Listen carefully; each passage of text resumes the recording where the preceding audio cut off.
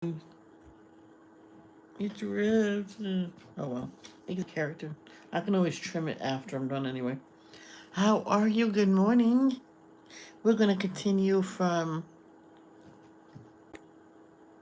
Let's see if this. Continue from Genesis. We left off at chapter 18.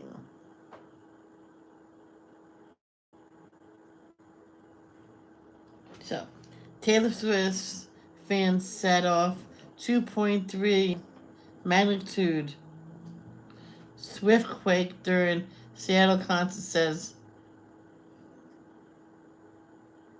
something seismologist or whatever, seismologist or whatever you call it. Taylor Swift fans are reportedly causing some seismic activity, according to seismologist Jackie Kaplan Urbach. The newly coined Swiftquakes occurred at a 2.2 magnitude on July 22nd and 23rd at Swift's era tour dates at Seattle. I heard of that before too.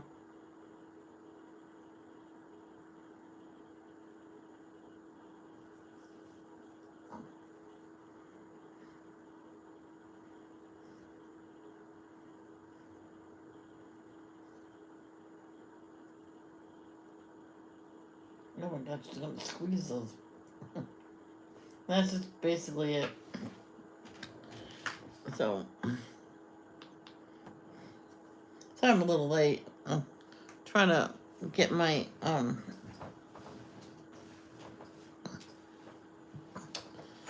phone to 100%. It went up to 90 something.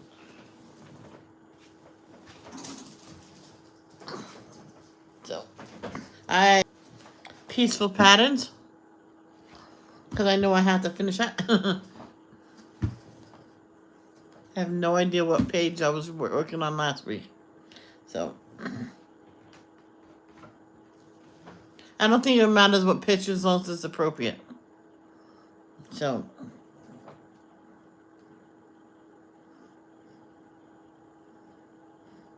I do have to keep the puppy occupied, so I will be throwing her toy.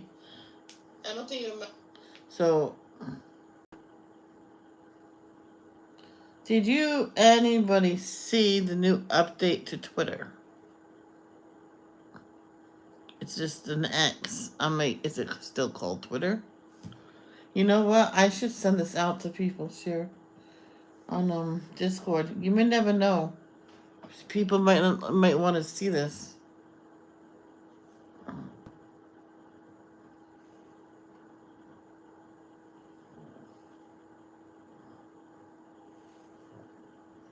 Alan Kaepernick. You may never know.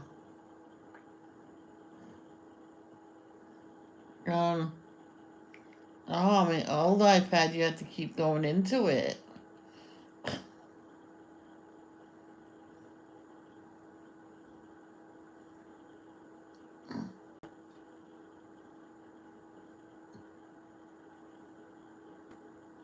That's not fun. No, not save.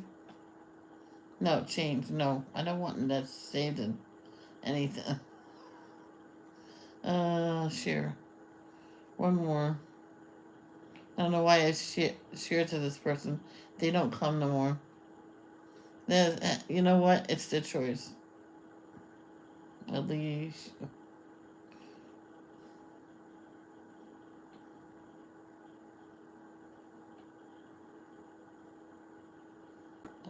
There we go. And you want to see how Sabrina's doing, and there she is.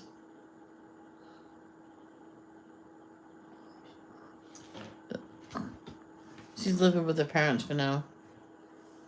I think it's a good idea.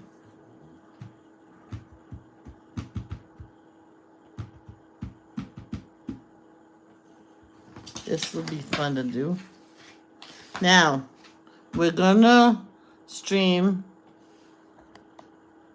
as long as my phone lasts.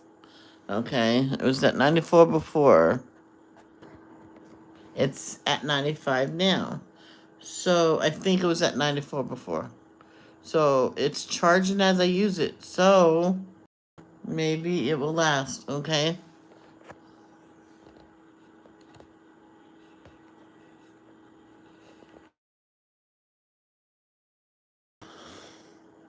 So my brother knows I'm having problems with it, but it's gonna have I'm gonna have to deal with it for a while because he don't have the money to get another one.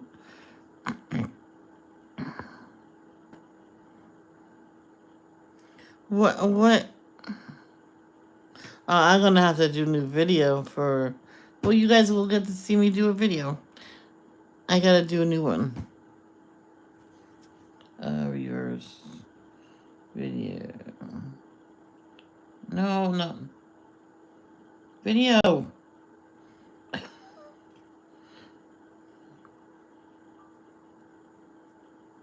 Hello, good morning. I am live with Sunday Coloring on Michelle Creates on YouTube. Come check it out. Here we go.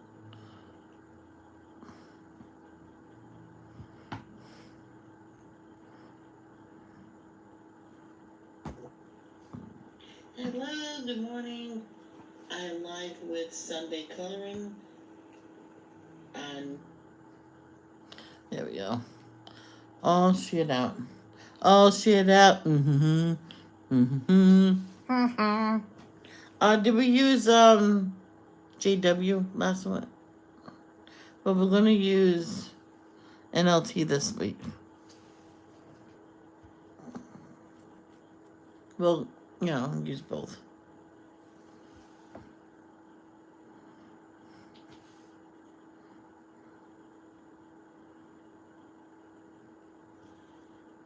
Uh, 19.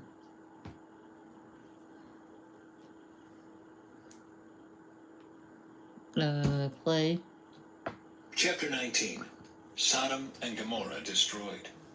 That evening, the two angels came to the entrance of the city of Sodom. Lot was sitting there, and when he saw them, he stood up to meet them.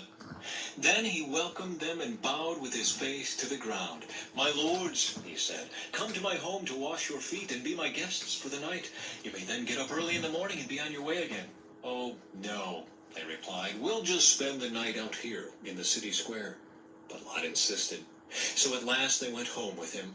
Lot prepared a feast for them, complete with fresh bread made without yeast, and they ate. But before they retired for the night, all the men of Sodom, young and old, came from all over the city and surrounded the house. They shouted to Lot, "Where are the men who came to spend the night with you? Bring them out to us so we can have sex with them." So Lot stepped outside to talk to them, shutting the door behind him. "Please, my brothers," he begged, "don't do such a wicked thing. Look, I have 2 virgin daughters. Let me bring them out to you, and you can do with them as you wish. But please leave these men alone, for they are my guests and are under my protection."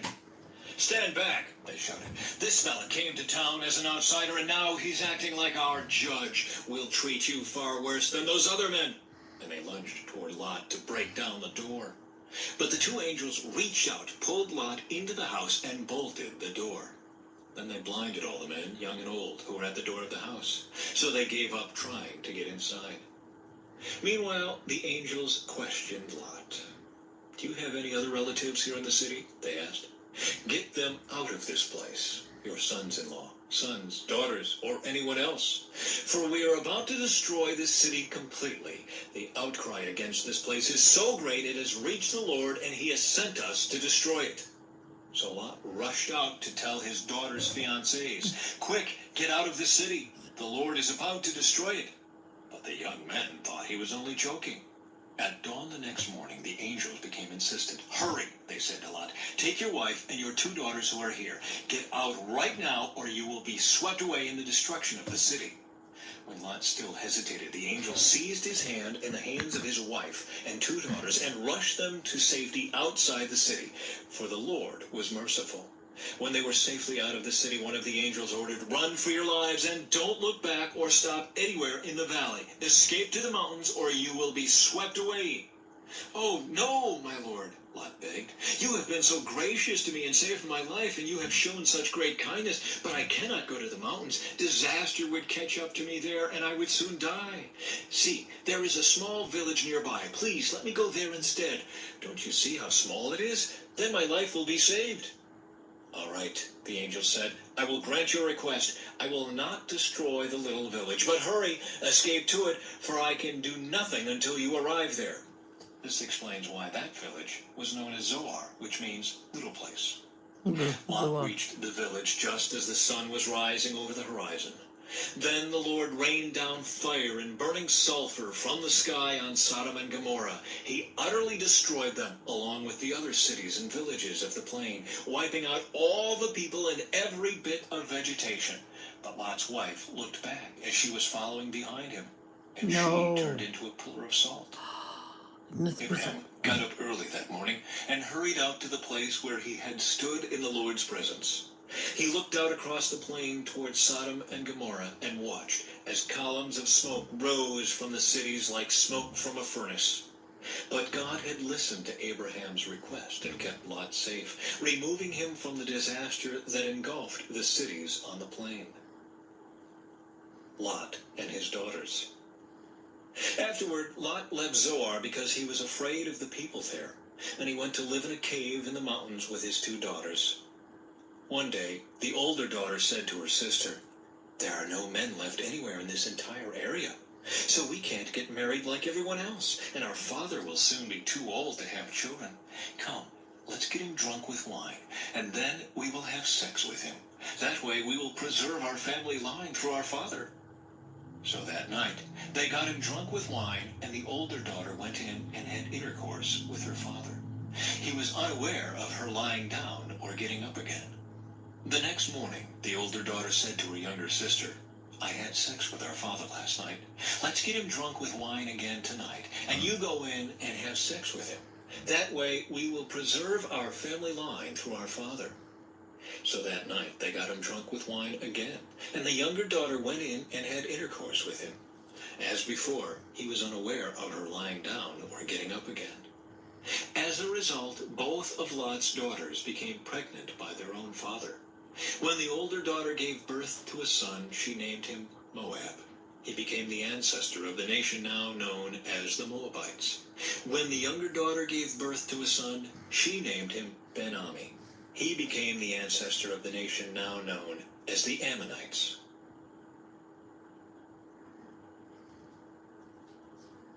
Chapter 20. Abraham deceives Abimelech. Abraham moved south to the Negev and lived for a while between Kadesh and Shur, and then he moved on to Gerar. While living there as a foreigner, Abraham introduced his wife Sarah by saying, "She is my sister." So King Abimelech of Gerar sent for Sarah and had her brought to him at his palace. But that night God came to Abimelech in a dream and told him, "You are a dead man, for that woman you have taken is already married." But Abimelech had not slept with her yet. So he said, "Lord, will you destroy an innocent nation? Didn't Abraham tell me she is my sister?" And she herself said, "Yes, he is my brother. I acted in complete innocence. My hands are clean." In the dream, God responded, "Yes, I know you are innocent. That's why I kept you from sinning against me and why I did not let you touch her. Now return the woman to her husband, and he will pray for you, for he is a prophet. Then you will live. But if you don't return her to him, you can be sure that you and all your people will die." Abimelech got up early the next morning and quickly called all his servants together. When he told them what had happened, his men were terrified. Then Abimelech called for Abraham.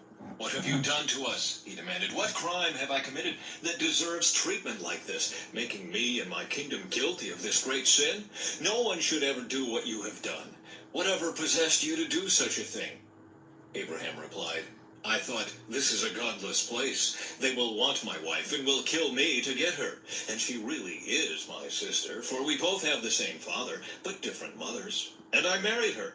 When God called me to leave my father's home and to travel from place to place, I told her, 'Do me a favor. Wherever we go, tell the people that I am your brother.' Then Abimelech took some of his sheep and goats, cattle, and male and female servants, and he presented them to Abraham. He also returned his wife Sarah to him.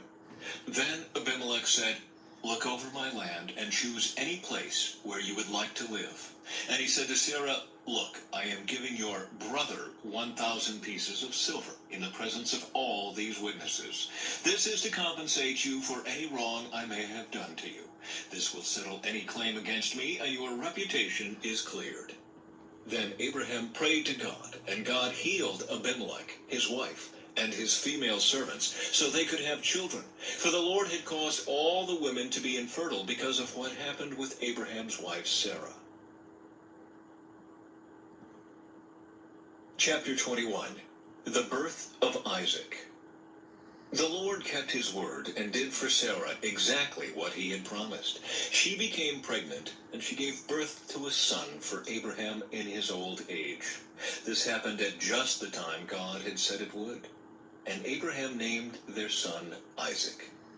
8 days after Isaac was born, Abraham circumcised him as God had commanded. Abraham was 100 years old when Isaac was born. And Sarah declared, "God has brought me laughter. All who hear about this will laugh with me. Who would have said to Abraham that Sarah would nurse a baby? Yet I have given Abraham a son in his old age." Hagar and Ishmael are sent away. When Isaac grew up and was about to be weaned, Abraham prepared a huge feast to celebrate the occasion. But Sarah saw Ishmael, the son of Abraham, and her Egyptian servant Hagar making fun of her son Isaac. So she turned to Abraham and demanded, "Get rid of that slave woman and her son. He is not going to share the inheritance with my son Isaac. I won't have it." This upset Abraham very much because Ishmael was his son. But God told Abraham, "Do not be upset over the boy and your servant. Do whatever Sarah tells you, for Isaac is the son through whom your descendants will be counted. But I will also make a nation of the descendants of Hagar's son, because he is your son too." So Abraham got up early the next morning, prepared food and a container of water, and strapped them on Hagar's shoulders. Then he sent her away with their son, and she wandered aimlessly in the wilderness of Beersheba. When the water was gone, she put the boy in the shade of a bush. Then she went and sat down by herself about 100 yards away. "I don't want to watch the boy die," she said, as she burst into tears. But God heard the boy crying, and the angel of God called to Hagar from heaven, "Hagar, what's wrong? Do not be afraid. God has heard the boy crying as he lies there. Go to him and comfort him, for I will make a great nation from his descendants." Then God opened Hagar's eyes, and she saw a well full of water. She quickly filled her water container and gave the boy a drink. And God was with the boy as he grew up in the wilderness. He became a skillful archer, and he settled in the wilderness of Paran. His mother arranged for him to marry a woman from the land of Egypt. Abraham's covenant with Abimelech. About this time, Abimelech came with Phicol, his army commander, to visit Abraham. "God is obviously with you, helping you in everything you do," Abimelech said. "Swear to me in God's name that you will never deceive me, my children, or any of my descendants. I have been loyal to you, so now swear that you will be loyal to me and to this country where you are living as a foreigner." Abraham replied, "Yes, I swear to it." Then Abraham complained to Abimelech about a well that Abimelech's servants had taken by force from Abraham's servants. "This is the first I've heard of it," Abimelech answered. "I have no idea who is responsible. You have never complained about this before." Abraham then gave some of his sheep, goats, and cattle to Abimelech, and they made a treaty. But Abraham also took 7 additional female lambs and set them off by themselves. Abimelech asked, "Why have you set these 7 apart from the others?" Abraham replied, "Please accept these 7 lambs to show your agreement that I dug this well." Then he named the place Beersheba, which means well of the oath, because that was where they had sworn the oath. After making their covenant at Beersheba, Abimelech left with Phicol, the commander of his army, and they returned home to the land of the Philistines. Then Abraham planted a tamarisk tree at Beersheba. And there he worshipped the Lord, the eternal God. And Abraham lived as a foreigner in Philistine country for a long time.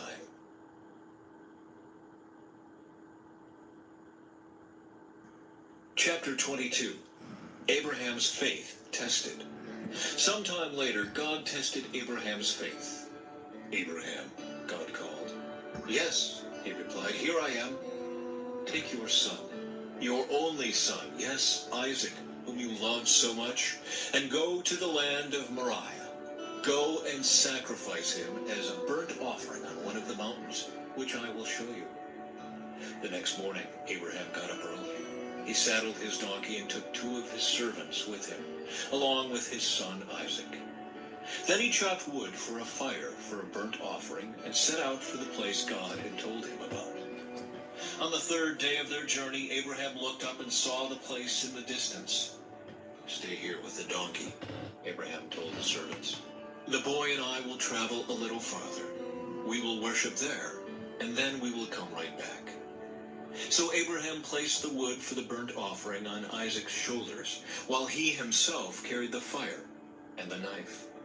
As the 2 of them walked on together, Isaac turned to Abraham and said, Father? Yes, my son, Abraham replied. We have the fire and the wood, the boy said, but where is the sheep for the burnt offering? God will provide a sheep for the burnt offering, my son, Abraham answered. And they both walked on together. When they arrived at the place where God had told him to go, Abraham built an altar and arranged the wood on it. Then he tied his son Isaac and laid him on the altar on top of the wood. And Abraham picked up the knife to kill his son as a sacrifice. At that moment the angel of the Lord called to him from heaven, Abraham, Abraham! Yes, Abraham replied, here I am. Don't lay a hand on the boy, the angel said. Do not hurt him in any way, for now I know that you truly fear God. You have not withheld from me even your son, your only son. Then Abraham looked up and saw a ram caught by its horns in a thicket. So he took the ram and sacrificed it as a burnt offering in place of his son. Abraham named the place Yahweh-Yireh, which means the Lord will provide. To this day, people still use that name as a proverb. On the mountain of the Lord it will be provided. Then the angel of the Lord called again to Abraham from heaven. This is what the Lord says, because you have obeyed me and have not withheld even your son, your only son, I swear by my own name that I will certainly bless you. I will multiply your descendants beyond number, like the stars in the sky and the sand on the seashore. Your descendants will conquer the cities of their enemies, and through your descendants all the nations of the earth will be blessed, all because you have obeyed me. Then they returned to the servants and traveled back to Beersheba, where Abraham continued to live. Soon after this, Abraham heard that Milcah, his brother Nahor's wife, had borne Nahor 8 sons. The oldest was named Uz. The next oldest was Buz, followed by Kemuel, the ancestor of the Arameans, Kezib, Hazo, Pildash, Jidlaph, and Bethuel. Bethuel became the father of Rebekah. In addition to these 8 sons from Milcah, Nahor had 4 other children from his concubine Reumah. Their names were Tebah, Gaham, Tahash, and Maacah. Chapter 23. The Burial of Sarah. When Sarah was 127 years old, she died at Kiriath Arba, now called Hebron, in the land of Canaan. There Abraham mourned and wept for her. Then, leaving her body, he said to the Hittite elders, Here I am, a stranger and a foreigner among you. Please sell me a piece of land so I can give my wife a proper burial. The Hittites replied to Abraham, Listen, my lord, you are an honored prince among us. Choose the finest of our tombs and bury her there. No one here will refuse to help you in this way. Then Abraham bowed low before the Hittites and said, Since you are willing to help me in this way, be so kind as to ask Ephron, son of Zohar, to let me buy his cave at Machpelah, down at the end of his field. I will pay the full price in the presence of witnesses, so I will have a permanent burial place for my family. Ephron was sitting there among the others, and he answered Abraham as the others listened, speaking publicly before all the Hittite elders of the town. "No, my lord," he said to Abraham, "please listen to me. I will give you the field and the cave. Here in the presence of my people, I give it to you. Go and bury your dead." Abraham again bowed low before the citizens of the land, and he replied to Ephron as everyone listened, "No, listen to me. I will buy it from you. Let me pay the full price for the field so I can bury my dead there." Ephron answered Abraham, "My lord, please listen to me. The land is worth 400 pieces of silver. But what is that between friends? Go ahead and bury your dead." So Abraham agreed to Ephron's price and paid the amount he had suggested, 400 pieces of silver, weighed according to the market standard. The Hittite elders witnessed the transaction. So Abraham bought the plot of land belonging to Ephron at Machpelah, near Mamre. This included the field itself, the cave that was in it, and all the surrounding trees. It was transferred to Abraham as his permanent possession in the presence of the Hittite elders at the city gate. Then Abraham buried his wife Sarah there in Canaan, in the cave of Machpelah near Mamre, also called Hebron. So the field and the cave were transferred from the Hittites to Abraham for use as a permanent burial place.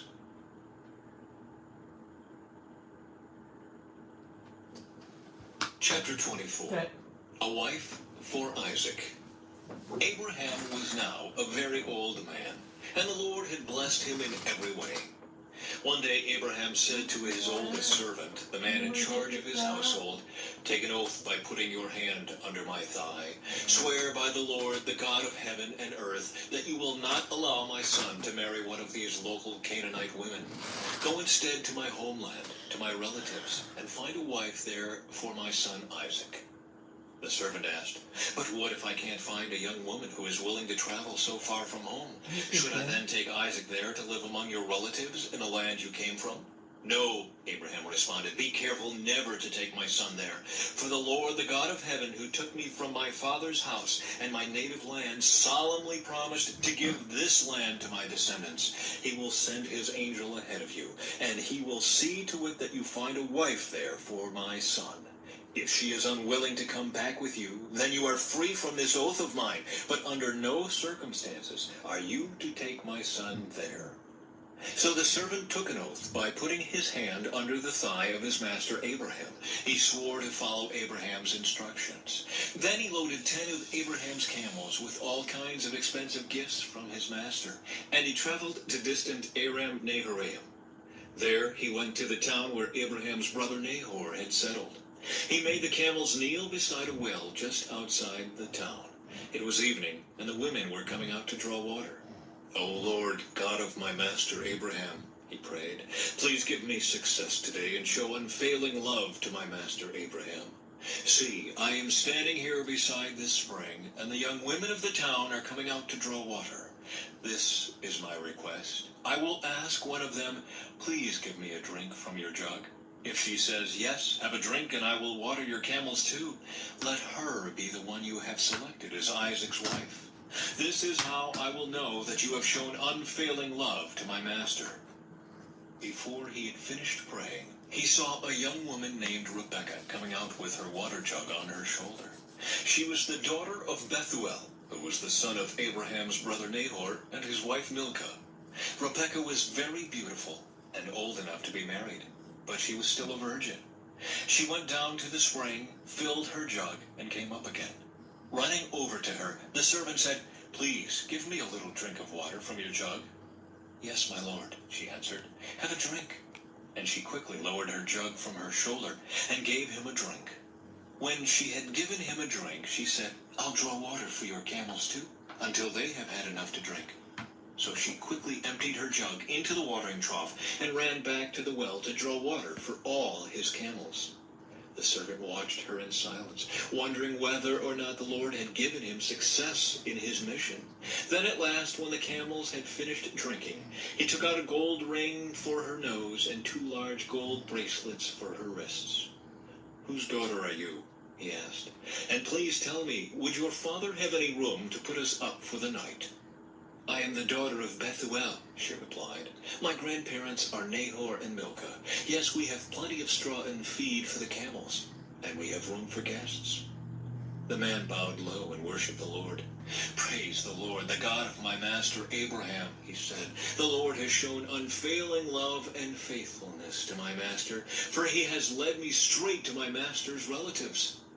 The young woman ran home to tell her family everything that had happened. Now Rebekah had a brother named Laban, who ran out to meet the man at the spring. He had seen the nose ring and the bracelets on his sister's wrists, and had heard Rebekah tell what the man had said. So he rushed out to the spring where the man was still standing beside his camels. Laban said to him, "Come and stay with us, you who are blessed by the Lord. Why are you standing here outside the town when I have a room all ready for you and a place prepared for the camels?" So the man went home with Laban, and Laban unloaded the camels, gave him straw I'm checking on the battery. That's still 95. for their bedding, fed them, and provided water for the man and the camel drivers to wash their feet. Then food was served. But Abraham's servant said, "I don't want to eat until I have told you why I have come." "All right," Laban said, "tell us." "I am Abraham's servant," he explained, "and the Lord has greatly blessed my master. He has become a wealthy man. The Lord has given him flocks of sheep and goats, herds of cattle, a fortune in silver and gold, and many male and female servants and camels and donkeys. When Sarah, my master's wife, was very old, she gave birth to my master's son, and my master has given him everything he owns. And my master made me take an oath. He said, 'Do not allow my son to marry one of these local Canaanite women. Go instead to my father's house, to my relatives, and find a wife there for my son.' But I said to my master, 'What if I can't find a young woman who is willing to go back with me?' He responded, 'The Lord in whose presence I have lived will send his angel with you and will make your mission successful. Yes, you must find a wife for my son from among my relatives, from my father's family. Then you will have fulfilled your obligation. But if you go to my relatives and they refuse to let her go with you, you will be free from my oath.' So today, when I came to the spring, I prayed this prayer. 'O Lord, God of my master Abraham, please give me success on this mission. See, I am standing here beside the spring. This is my request. When a young woman comes to draw water, I will say to her, "Please give me a little drink of water from your jug." If she says, "Yes, have a drink, and I will draw water for your camels too," let her be the one you have selected to be the wife of my master's son.'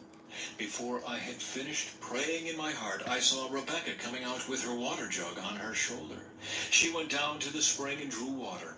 So I said to her, Hello there, Thomas. Good morning. 'Please give me a drink.' She quickly lowered her jug from her shoulder and said, 'Yes, have a drink and I will water your camels too.' So I drank, and then she watered the camels. Then I asked, 'Whose daughter are you?' She replied, 'I am the daughter of Bethuel, and my grandparents are Nahor and Milcah.' So I put the ring on her nose and the bracelets on her wrists. Then I bowed low and worshipped the Lord. I praised the Lord, the God of my master Abraham, because he had led me straight to my master's niece to be his son's wife. So tell me, will you or won't you show unfailing love and faithfulness to my master? Please tell me yes or no, and then I'll know what to do next." Then Laban and Bethuel replied, "The Lord has obviously brought you here, so there is nothing we can say. Here is Rebekah, take her and go. Yes, let her be the wife of your master's son, as the Lord has directed." When Abraham's servant heard their answer, he fell down to the ground and worshipped the Lord. Then he brought out silver and gold jewelry and clothing and presented them to Rebekah. He also gave expensive presents to her brother and mother. Then they ate their meal, and the servant and the men with him stayed there overnight. But early the next morning, Abraham's servant said, "Send me back to my master." "But we want Rebekah to stay with us at least 10 days, her brother and mother said. "Then she can go." But he said, "Don't delay me. The Lord has made my mission successful. Now send me back so I can return to my master." "Well," they said, "we'll call Rebekah and ask her what she thinks." So they called Rebekah. "Are you willing to go with this man?" they asked her. And she replied, "Yes, I will go." So they said goodbye to Rebekah and sent her away with Abraham's servant and his men. The woman who had been Rebekah's childhood nurse went along with her. They gave her this blessing as she parted. Our sister, may you become the mother of many millions. May your descendants be strong and conquer the cities of their enemies. Then Rebekah and her servant girls mounted the camels and followed the man. So Abraham's servant took Rebekah and went on his way. Meanwhile, Isaac, whose home was in the Negev, had returned from Beer-lahai-roi. One evening, as he was walking and meditating in the fields, he looked up and saw the camels coming. When Rebekah looked up and saw Isaac, she quickly dismounted from her camel. "Who is that man walking through the fields to meet us?" she asked the servant. And he replied, "It is my master." So Rebekah covered her face with her veil. Then the servant told Isaac everything he had done. I am good. How are you? And Isaac brought Rebekah into his mother Sarah's tent, and she became his wife. He loved her deeply, and she was a special comfort to him after the death of his mother.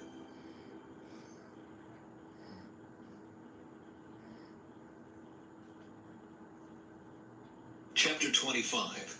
The Death of Abraham. Abraham married another wife, whose name was Keturah. She gave birth to Zimran, Jokshan, Medan, Midian, Ishbak, and Shua. Jokshan was the father of Sheba and Dedan. Dedan's descendants were the Asherites, Letushites, and Leumites. Midian's sons were Ephah, Epher, Hanok, Abidah, and Eldah. These were all descendants of Abraham through Keturah. Abraham gave everything he owned to his son Isaac, but before he died he gave gifts to the sons of his concubines and sent them off to a land in the east, away from Isaac. Abraham lived for 175 years, and he died at a ripe old age, having lived a long and satisfying life. He breathed his last and joined his ancestors in death.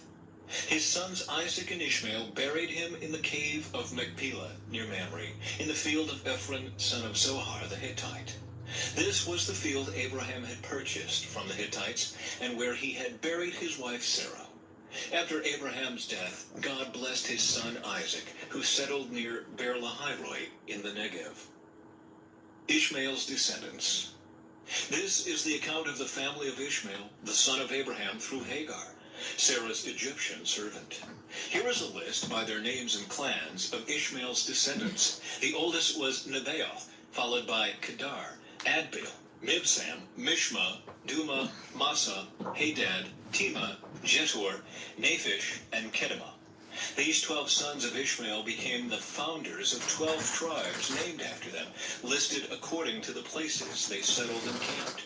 Ishmael lived for 137 years. Then he breathed his last and joined his ancestors in death. Ishmael's descendants occupied the region from Havilah to Shur, which is east of Egypt in the direction of Asher. There they lived in open hostility toward all their relatives. You're welcome. The births of Esau and Jacob. This is the account of the family of Isaac, the son of Abraham. When Isaac was 40 years old, he married Rebekah, the daughter of Bethuel the Aramean from Padan Aram, and the sister of Laban the Aramean.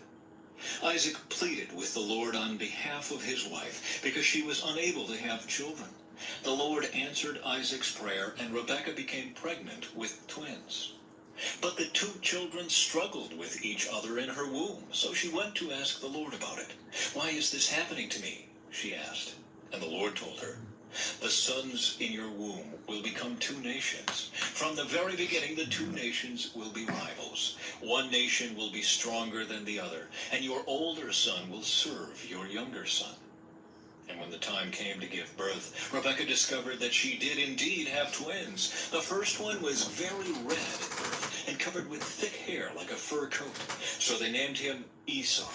Then the other twin was born with his hand grasping Esau's heel. So they named him Jacob. Isaac was 60 years old when the twins were born. Esau sells his birthright. As the boys grew up, Esau became a skillful hunter. He was an outdoorsman, but Jacob had a quiet temperament, preferring to stay at home. Isaac loved Esau because he enjoyed eating the wild game Esau brought home, but Rebekah loved Jacob. One day when Jacob was cooking some stew, Esau arrived home from the wilderness, exhausted and hungry. Esau said to Jacob, "I'm starved. Give me some of that red stew." This is how Esau got his other name, Edom, which means red. "All right," Jacob replied, "but trade me your rights as the firstborn son." "Look, I'm dying of starvation," said Esau. "What good is my birthright to me now?" But Jacob said, "First you must swear that your birthright is mine." So Esau swore an oath, thereby selling all his rights as the firstborn to his brother Jacob. Then Jacob gave Esau some bread and lentil stew. Esau ate the meal, then got up and left. He showed contempt for his rights as the firstborn.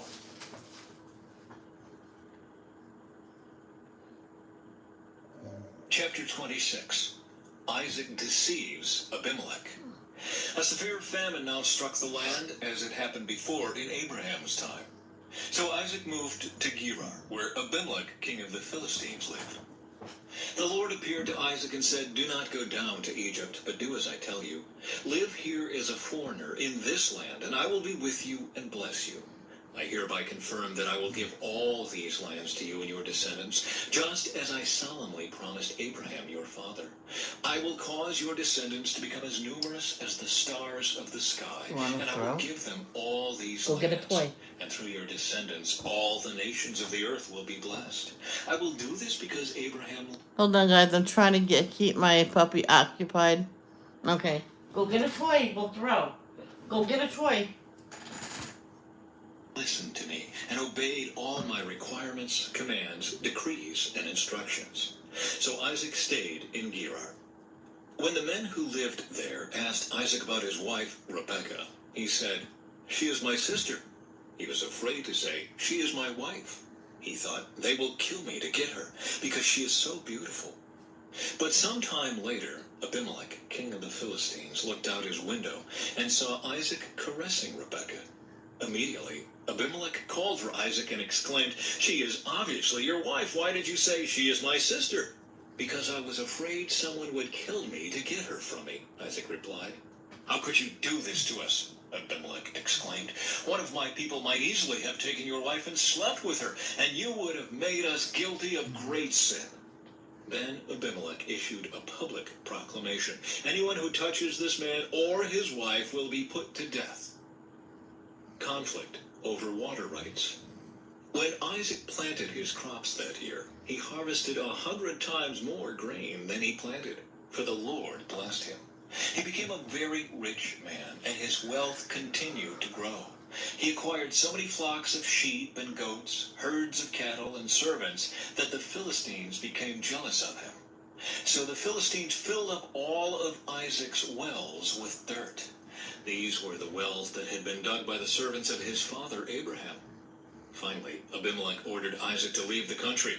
"Go somewhere else," he said, "for you have become too powerful for us." So Isaac moved away to the Gerar Valley, where he set up their tents and settled down. He reopened the wells his father had dug, which the Philistines had filled in after Abraham's death. Isaac also restored the names Abraham had given them. Isaac's servants also dug in the Gerar Valley and discovered a well of fresh water. But then the shepherds from Gerar came and claimed the spring. "This is our water," they said, and they argued over it with Isaac's herdsmen. So Isaac named the well Esek, which means argument. Isaac's men then dug another well, but again there was a dispute over it. So Isaac named it Sitnah, which means hostility. Abandoning that one, Isaac moved on and dug another well. This time there was no dispute over it, so Isaac named the place Rehoboth, which means open space. For he said, "At last the Lord has created enough space for us to prosper in this land." From there, Isaac moved to Beersheba, where the Lord appeared to him on the night of his arrival. "I am the God of your father Abraham," he said. "Do not be afraid, for I am with you and will bless you. I will multiply your descendants, and they will become a great nation. I will do this because of my promise to Abraham, my servant." Then Isaac built an altar there and worshipped the Lord. He set up his camp at that place, and his servants dug another well. Isaac's covenant with Abimelech. One day, King Abimelech came from Gerar with his advisor, Ahuzeth, and also Pikol, his army commander. "Why have you come here?" Isaac asked. "You obviously hate me since you kicked me off your land." They replied, "We can plainly see that the Lord is with you. So we want to enter into a sworn treaty with you. Let's make a covenant. Swear that you will not harm us, just as we have never troubled you. We have always treated you well, and we sent you away from us in peace. And now look how the Lord has blessed you." So Isaac prepared a covenant feast to celebrate the treaty, and they ate and drank together. Early the next morning, they each took a solemn oath not to interfere with each other. Then Isaac sent them home again, and they left him in peace. That very day, Isaac's servants came and told him about a new well they had dug. "We've found water," they exclaimed. So Isaac named the well Shibah, which means oath. And to this day, the town that grew up there is called Beersheba, which means well of the oath. At the age of 40, Esau married 2 Hittite wives, Judith, the daughter of Berai, and Basemath, the daughter of Elon. But Esau's wives made life miserable for Isaac and Rebekah.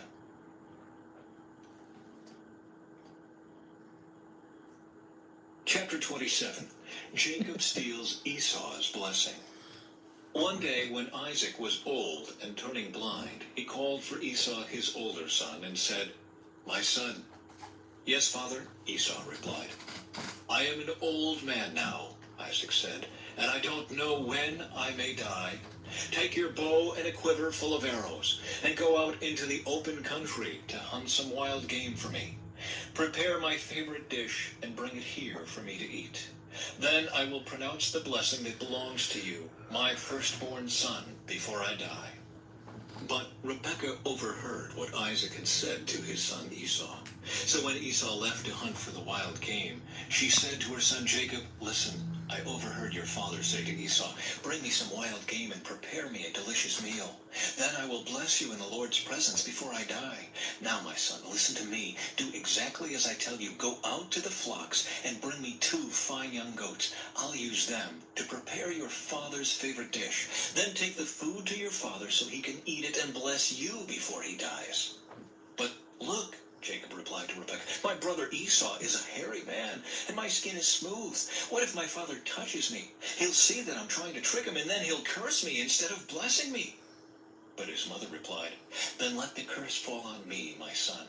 Just do what I tell you. Go out and get the goats for me." So Jacob went out and got the young goats for his mother. Rebekah took them and prepared a delicious meal, just the way Isaac liked it. Then she took Esau's favorite clothes, which were there in the house, and gave them to her younger son Jacob. She covered his arms and the smooth part of his neck with the skin of the young goats. Then she gave Jacob the delicious meal, including freshly baked bread.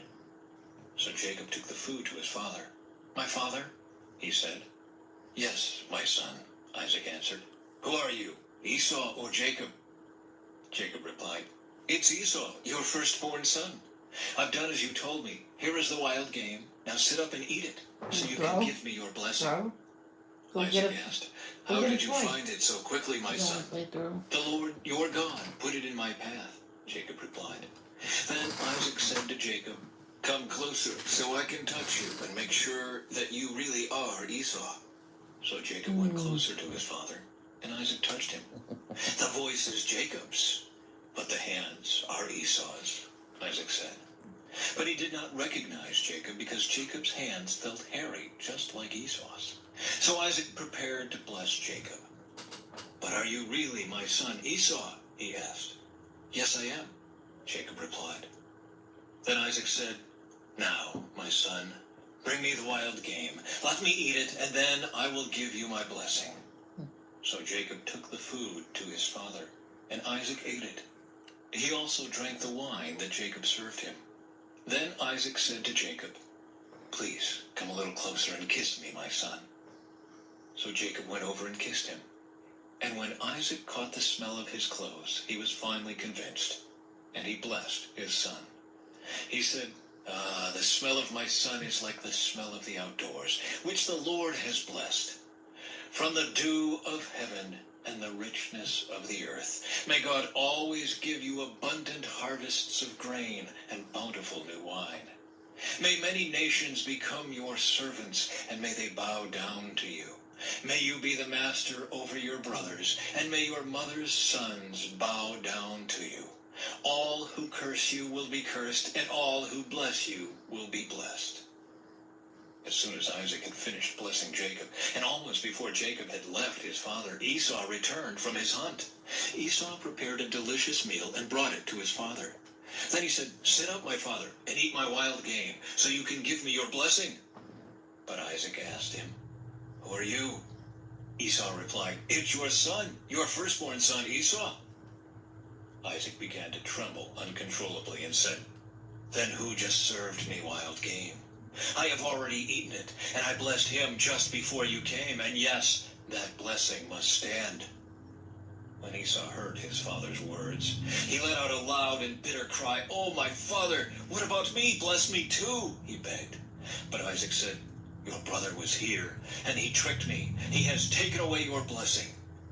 Esau exclaimed, "No wonder his name is Jacob, for now he has cheated me twice. First he took my rights as the firstborn, and now he has stolen my blessing. Oh, haven't you saved even one blessing for me?" Isaac said to Esau, "I have made Jacob your master, and have declared that all his brothers will be his servants. I have guaranteed him an abundance of grain and wine. What is left for me to give you, my son?" Esau pleaded, "But do you have only one blessing? Oh, my father, bless me too." Then Esau broke down and wept. Finally, his father Isaac said to him, "You will live away from the richness of the earth, and away from the dew of the heaven above. You will live by your sword, and you will serve your brother. But when you decide to break free, you will shake his yoke from your neck." Jacob flees to Padan-aram. From that time on, Esau hated Jacob because their father had given Jacob the blessing. And Esau began to scheme, "I will soon be mourning my father's death. Then I will kill my brother Jacob." But Rebekah heard about Esau's plans, so she sent for Jacob and told him, "Listen, Esau is consoling himself by plotting to kill you. So listen carefully, my son. Get ready and flee to my brother Laban in Haran. Stay there with him until your brother cools off. When he calms down and forgets what you have done to him, I will send for you to come back. Why should I lose both of you in one day?" Then Rebekah said to Isaac, "I'm sick and tired of these local Hittite women. I would rather die than see Jacob marry one of them."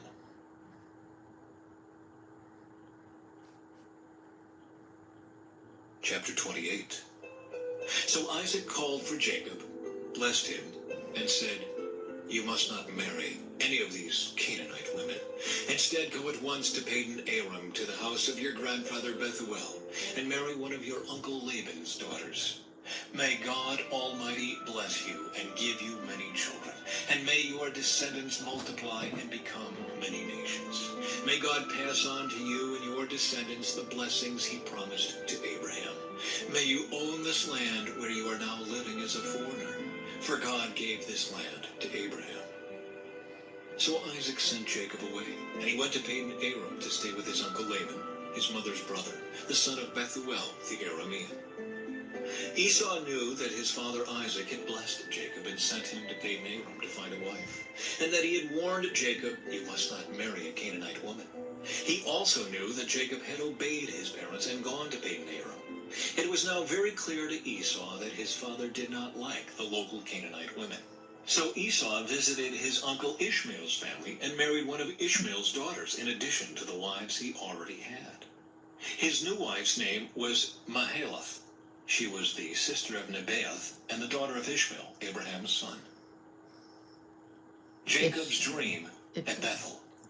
Meanwhile, Jacob left Beersheba and traveled toward Haran. At sundown, he arrived at a good place to set up camp and stopped there for the night. Jacob found a stone to rest his head against and lay down to sleep. As he slept, he dreamed of a stairway that reached from the earth up to heaven, and he saw the angels of God going up and down the stairway. At the top of the stairway stood the Lord, and he said, "I am the Lord, the God of your grandfather Abraham, and the God of your father Isaac. The ground you are lying on belongs to you. I am giving it to you and your descendants. Your descendants will be as numerous as the dust of the earth. They will spread out in all directions, to the west and the east, to the north and the south. And all the families of the earth will be blessed through you and your descendants. What's more, I am with you, and I will protect you wherever you go. One day, I will bring you back to this land. I will not leave you until I have finished giving you everything I have promised you. Then Jacob awoke from his sleep and said, Surely the Lord is in this place, and I wasn't even aware of it. But he was also afraid and said, What an awesome place this is. It is none other than the house of God, the very gateway to heaven. The next morning, Jacob got up very early. He took the stone he had rested his head against, and he set it upright as a memorial pillar. Then he poured olive oil over it. He named that place Bethel, which means house of God, although the name of the nearby village was Luz. Then Jacob made this vow, If God will indeed be with me and protect me on this journey, and if he will provide me with food and clothing, and if I return safely to my father's home, then the Lord will certainly be my God. And this memorial pillar I have set up will become a place for worshiping God, and I will present to God 1/10 of everything he gives me. Cool. Chapter 29. Jacob arrives at Pig-Nabram. Then Jacob hurried. Let's just say thank you, Jehovah, for letting my phone last this long. It's still plugged in, and it has not shut off, got overheated. It's normal. It's a little warm, but thank you, Jehovah, for letting it last this long. And it's 94%. So, and it's been, 56 minutes. Thank you. Finally arriving in the land of the east, he saw a well in the distance. 3 flocks of sheep and goats lay in an open field beside it, waiting to be watered. But a heavy stone covered the mouth of the well. It was the custom there to wait for all the flocks to arrive before removing the stone and watering the animals. Which is Afterward, the stone would be placed back over the mouth of the well. Jacob went over to the shepherds and asked, Where are you from, my friends? We are from Haran, they answered. Do you know a man there named Laban, the grandson of Nahor? He asked. Yes, we do, they replied. Is he doing well? Jacob asked. Yes, he's well, they answered. Look, here comes his daughter Rachel with the flock now. Jacob said, Look, it's still broad daylight, too early to round up the animals. Why don't you water the sheep and goats so they can get back out to pasture? We can't water the animals until all the flocks have arrived, they replied. Then the shepherds move the stone from the mouth of the well, and we water all the sheep and goats. Jacob was still talking with them when Rachel arrived with her father's flock, for she was a shepherd. And because Rachel was his cousin, the daughter of Laban, his mother's brother, and because the sheep and goats belonged to his uncle Laban, Jacob went over to the well and moved the stone from its mouth and watered his uncle's flock. Then Jacob kissed Rachel, and he wept aloud. He explained to Rachel that he was her cousin on her father's side, the son of her aunt Rebekah. So Rachel quickly ran and told her father Laban. As soon as Laban heard that his nephew Jacob had arrived, he ran out to meet him. He embraced and kissed him and brought him home. When Jacob had told him his story, Laban exclaimed, You really are my own flesh and blood. Jacob marries Leah and Rachel. After Jacob had stayed with Laban for about a month, Laban said to him, You shouldn't work for me without pay just because we are relatives. Tell me how much your wages should be. Now Laban had 2 daughters. The older daughter was named Leah, and the younger one was Rachel. There was no sparkle in Leah's eyes, but Rachel had a beautiful figure and a lovely face. Since Jacob was in love with Rachel, he told her father, I'll work for you for 7 years if you'll give me Rachel, your younger daughter, as my wife. Agreed, Laban replied. I'd rather give her to you than to anyone else. Stay and work with me. So Jacob worked 7 years to pay for Rachel. But his love for her was so strong that it seemed to him but a few days. Finally, the time came for him to marry her. I have fulfilled my agreement, Jacob said to Laban. Now give me my wife so I can marry her. So Laban invited everyone in the neighborhood and prepared a wedding feast. But that night, when it was dark, Laban took Leah to Jacob, and he slept with her. Laban had given Leah a servant, Zilpah, to be her maid. But when Jacob woke up in the morning, it was Leah. What have you done to me? Jacob raged at Laban. I worked 7 years for Rachel. Why have you tricked me? It's not our custom here to marry off a younger daughter ahead of the firstborn, Laban replied. But wait until the bridal week is over. Then we'll give you Rachel too, provided you promise to work another 7 years for me. So Jacob agreed to work 7 more years. A week after Jacob had married Leah, Laban gave him Rachel too. Laban gave Rachel a servant, Bilhah, to be her maid. So Jacob slept with Rachel too, and he loved her much more than Leah. He then stayed and worked for Laban the additional 7 years. Jacob's many children. When the Lord saw that Leah was unloved, he enabled her to have children, but Rachel could not conceive. So Leah became pregnant and gave birth to a son. She named him Reuben, for she said, the Lord has noticed my misery, and now my husband will love me. She soon became pregnant again and gave birth to another son. She named him Simeon, for she said, the Lord heard that I was unloved and has given me another son.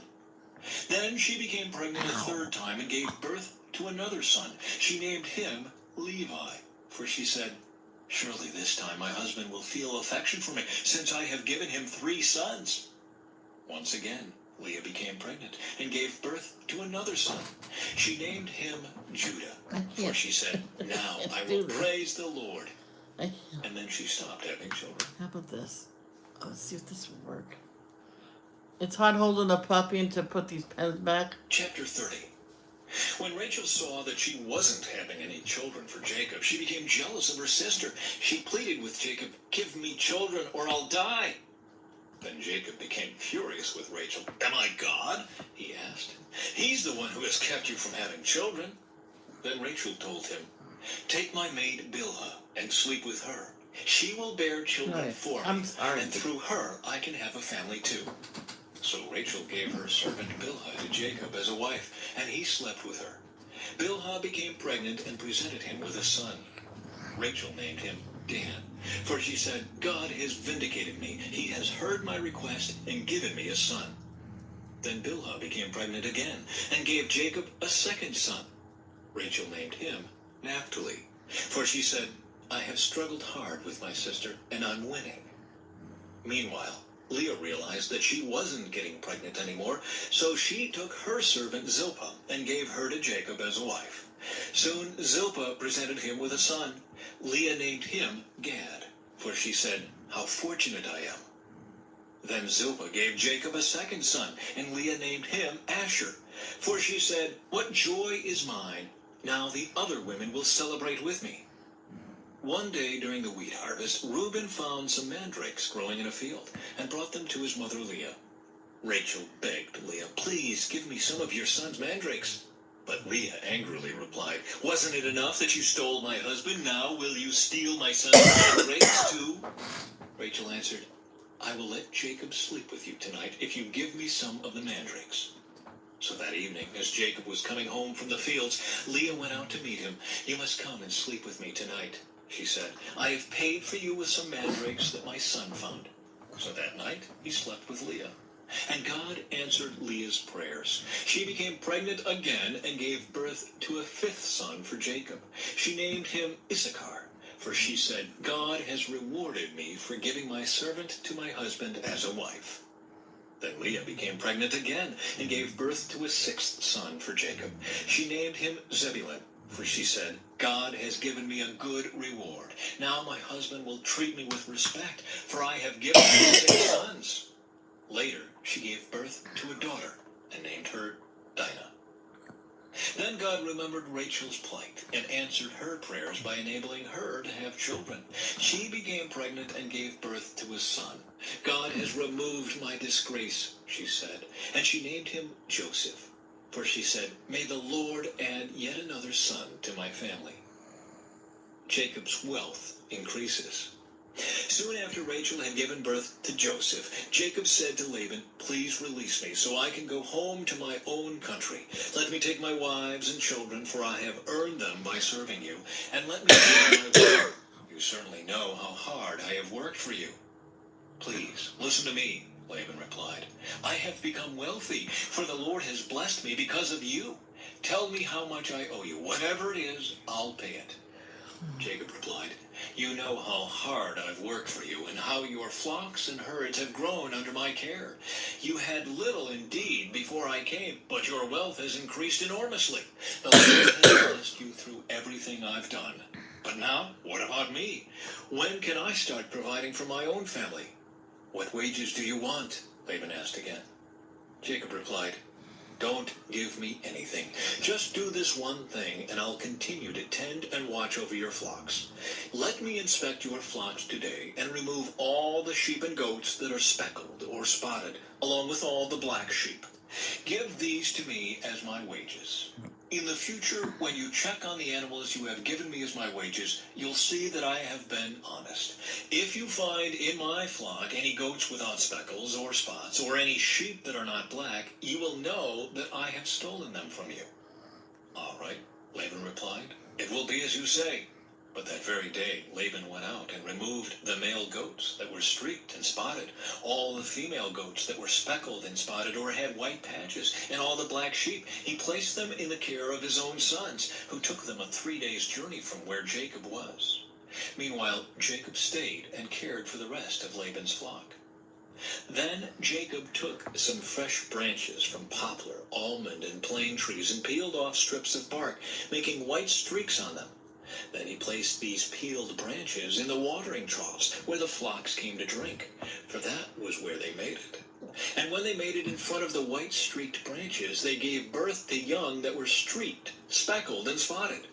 Jacob separated those lambs from Laban's flock, and at mating time he turned the flock to face Laban's animals that were streaked or black. This is how he built his own flock instead of increasing Laban's. Whenever the stronger females were ready to mate, Jacob would place the peeled branches in the watering troughs in front of them. Then they would mate in front of the branches. But he didn't do this with the weaker ones, so the weaker lambs belonged to Laban, and the stronger ones were Jacob's. As a result, Jacob became very wealthy, with large flocks of sheep and goats, male and female servants, and many camels and donkeys.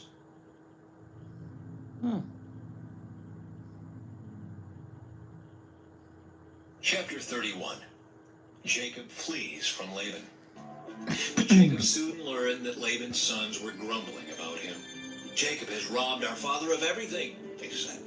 "He has gained all his wealth at our father's expense." And Jacob began to notice a change in Laban's attitude toward him.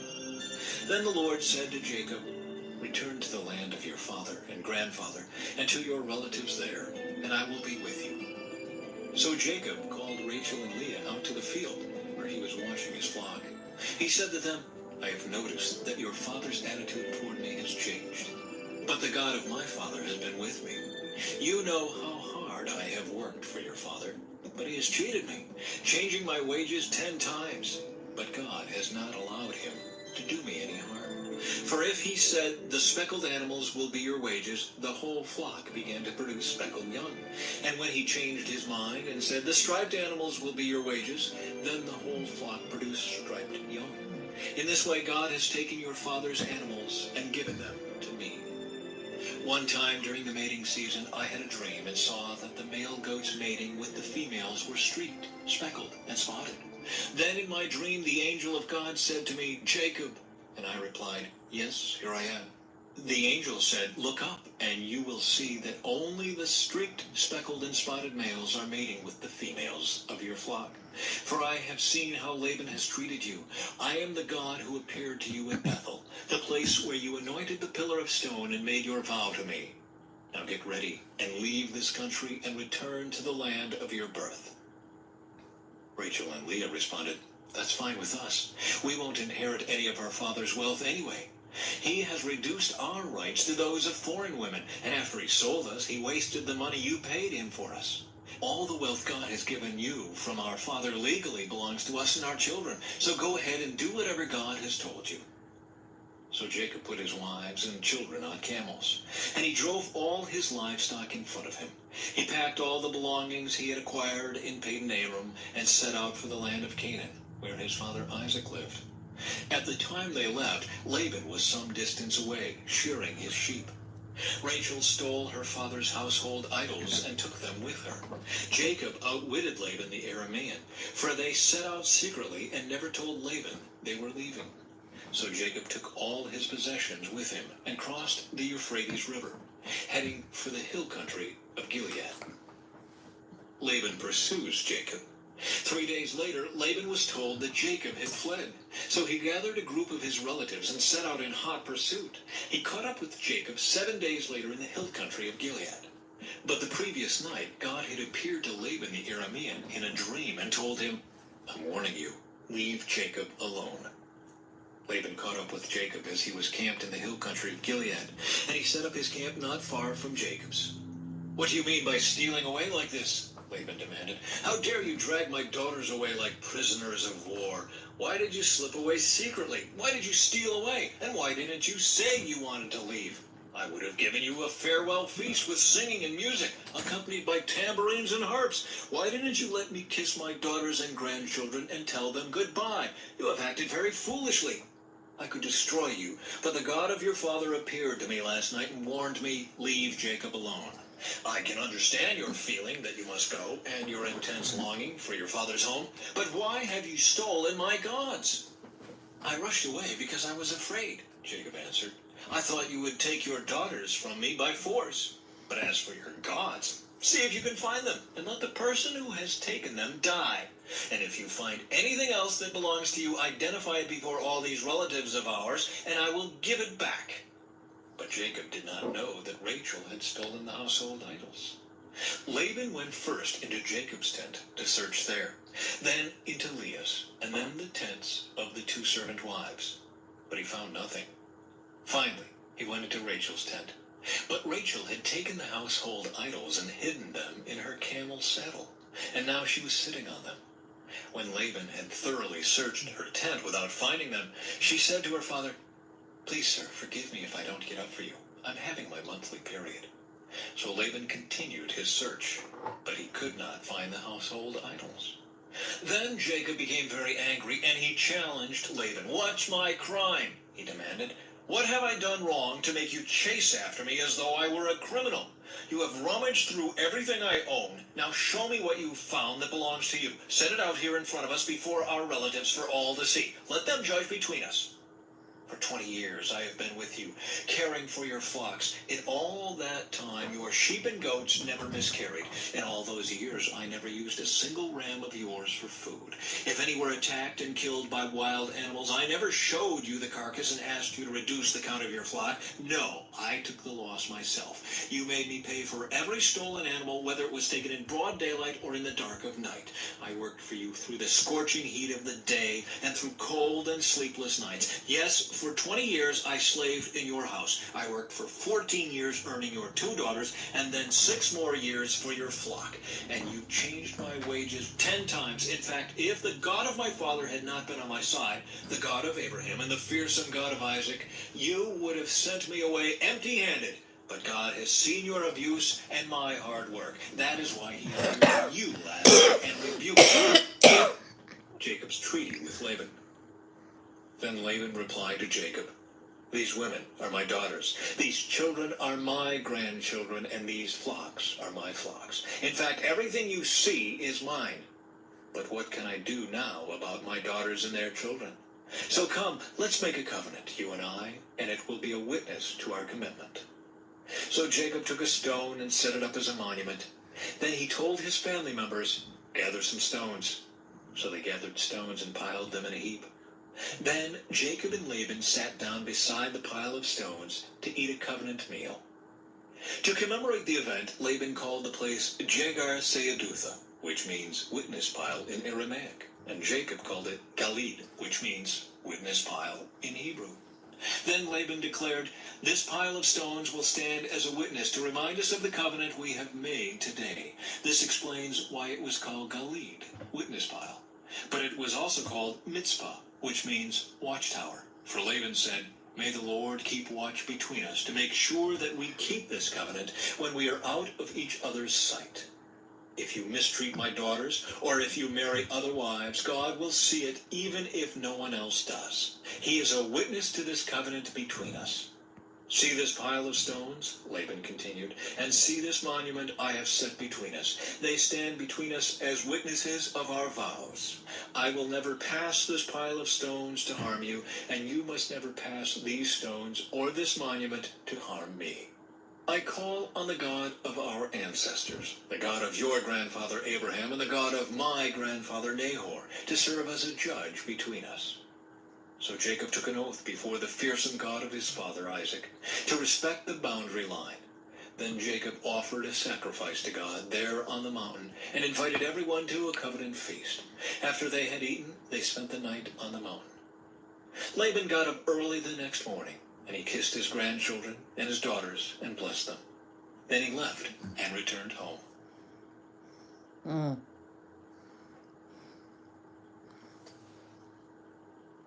Chapter 32. As Jacob started on his way again, angels of God came to meet him. When Jacob saw them, he exclaimed, "This is God's camp." So he named the place Mahanaim. This will be the last one, okay? Jacob sends gifts to Esau.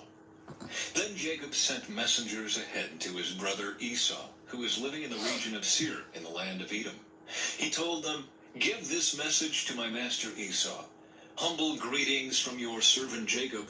Until now I have been living with Uncle Laban, and now I own cattle, donkeys, flocks of sheep and goats, and many servants, both men and women. I have sent these messengers to inform my lord of my coming, hoping that you will be friendly to me." After delivering the message, the messengers returned to Jacob and reported, "We met your brother Esau, and he is already on his way to meet you with an army of 400 men. Jacob was terrified at the news. He divided his household, along with the flocks and herds and camels, into two groups. He thought, if Esau meets one group and attacks it, perhaps the other group can escape. Then Jacob prayed, "O God of my grandfather Abraham and God of my father Isaac, O Lord, you told me, return to your own land and to your relatives, and you promised me, I will treat you kindly. I am not worthy of all the unfailing love and faithfulness you have shown to me, your servant. When I left home and crossed the Jordan River, I owned nothing except a walking stick. Now my household fills 2 large camps. Lord, please rescue me from the hand of my brother Esau.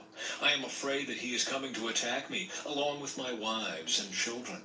But you promised me, I will surely treat you kindly, and I will multiply your descendants until they become as numerous as the sands along the seashore, too many to count." Jacob stayed where he was for the night.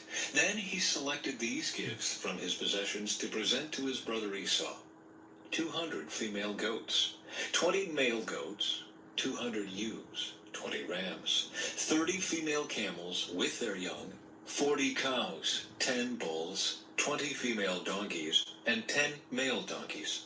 He divided these animals into herds and assigned each to different servants. Then he told his servants, "Go ahead of me with the animals, but keep some distance between the herds." He gave these instructions to the men leading the first group: "When my brother Esau meets you, he will ask, 'Whose servants are you? Where are you going? Who owns these animals?'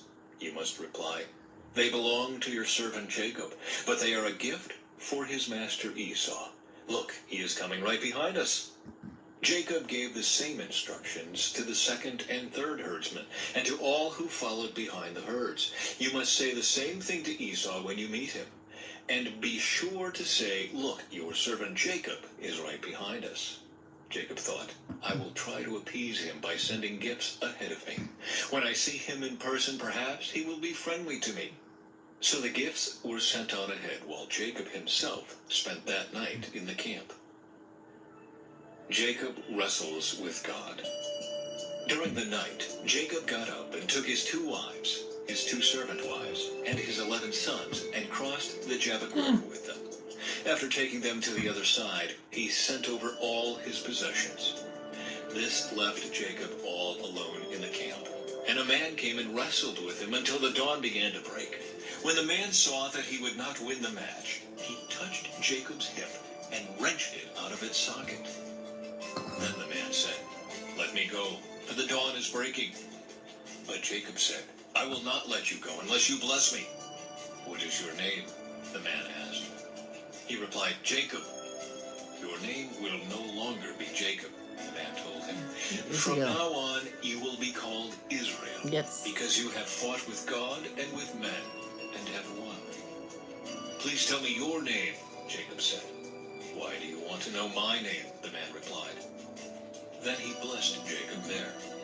Jacob named the place Peniel, which means face of God. For he said, "I have seen God face to face, yet my life has been spared." The sun was rising as Jacob left Peniel, and he was limping because of the injury to his hip. Even today, the people of Israel don't eat the tendon near the hip socket because of what happened that night when the man strained the tendon of Jacob's hip.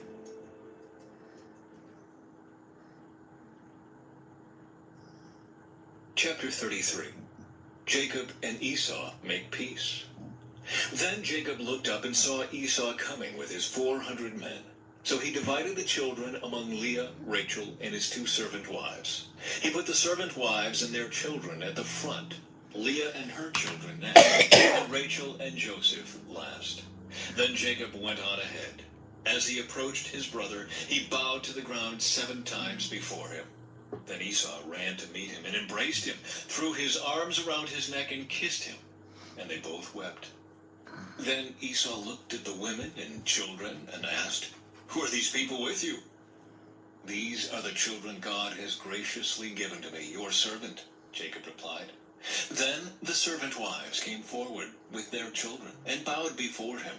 Next came Leah with her children, and they bowed before him. Finally, Joseph and Rachel came forward and bowed before him. "And what were all the flocks and herds I met as I came?" Esau asked. Jacob replied, "They are a gift, my lord, to ensure your friendship." "My brother, I have plenty," Esau answered. "Keep what you have for yourself."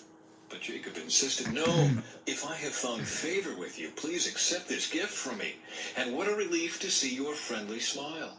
It is like seeing the face of God. Please take this gift I have brought you. For God has been very gracious to me. I have more than enough." And because Jacob insisted, Esau finally accepted the gift.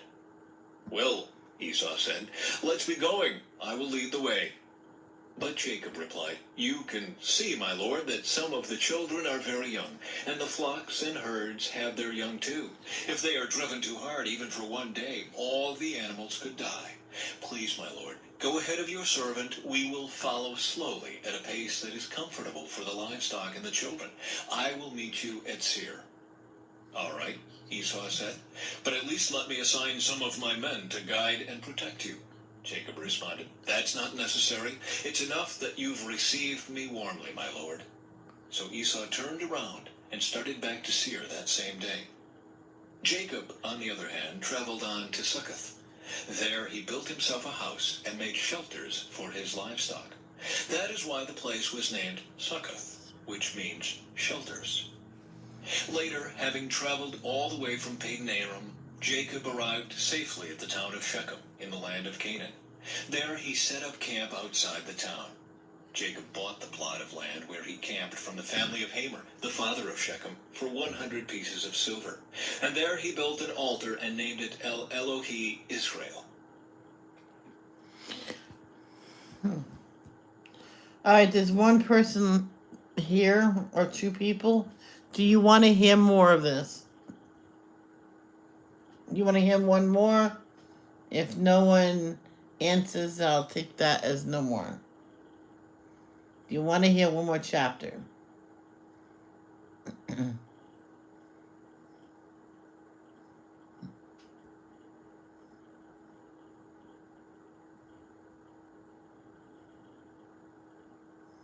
Going once.